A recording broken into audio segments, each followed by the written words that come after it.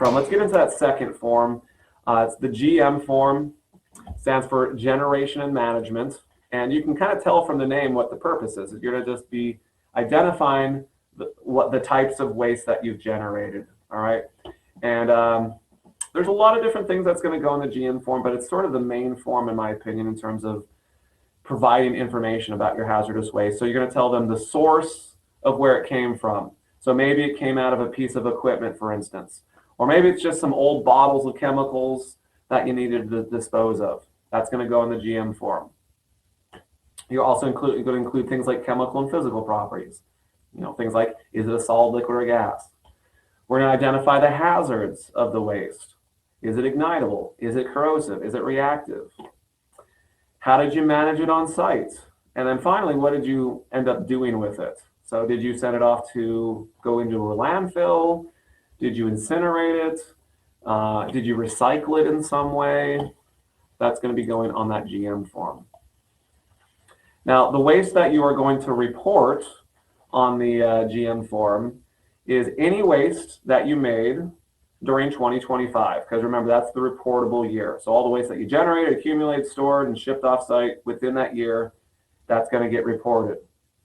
We're also going to report the waste that we created in 2025, even if we shipped it off-site in 2026. Okay, so that would still be included as reportable on the form. And also on the flip side, so maybe we created some waste in 2024, but we didn't ship it off immediately. We actually shipped it off-site in 2025.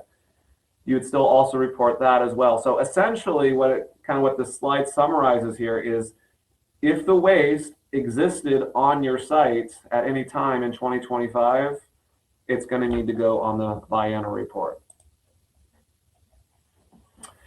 Some other types of waste that you may need to report as well would maybe be waste that you imported from a foreign country. Again, most people don't do that, but if you did, it would have to be reported.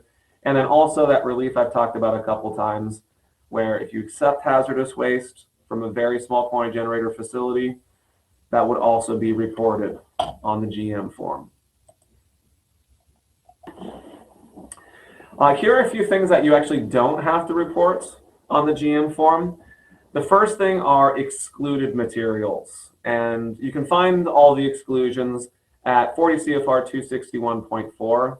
Excluded just means it's not subject to the hazardous waste regulations. So if it's not hazardous waste, well, then guess what? You don't have to report it as if it's hazardous waste.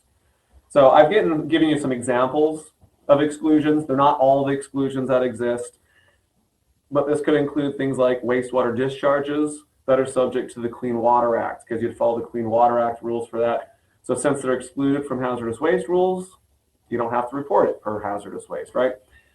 We also, maybe you take advantage of some recycling reliefs.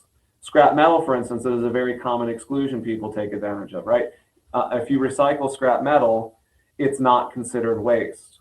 And if it's not considered waste, it's not hazardous waste, which means you don't have to report it. Or maybe you take advantage of the reclamation relief, where if you kind of do your own reclamation on site, there's an exclusion for that. And if your state has adopted it, that means that you wouldn't be subject to hazardous waste rules.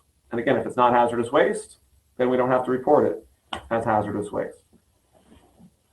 There's also a list of specific items that are found at 40 CFR 262.13 paragraph C that the EPA just clearly says you don't have to count these towards your generator status. So if you don't have to count towards your generator status, what that also means is you don't have to count it on the GM form.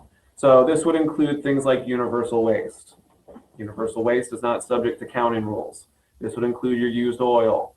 This would include samples that you sent for analysis, because those are excluded from being hazardous waste. This would also include things like RCRA empty containers. So maybe you had a container that previously had hazardous waste. It's mostly emptied. Now there's just a little bit of residue in there. Well, under the hazardous waste rules, if it's, quote unquote RCRA empty, it's not subject to the hazardous waste rules anymore, which means we don't have to count it, and that means we don't have to report it on the GM form. There are more things that you don't have to count. You can always go to that reference if you want to get a full list of items, but I'm just trying to give you a heads up on, kind of some things that don't have to count.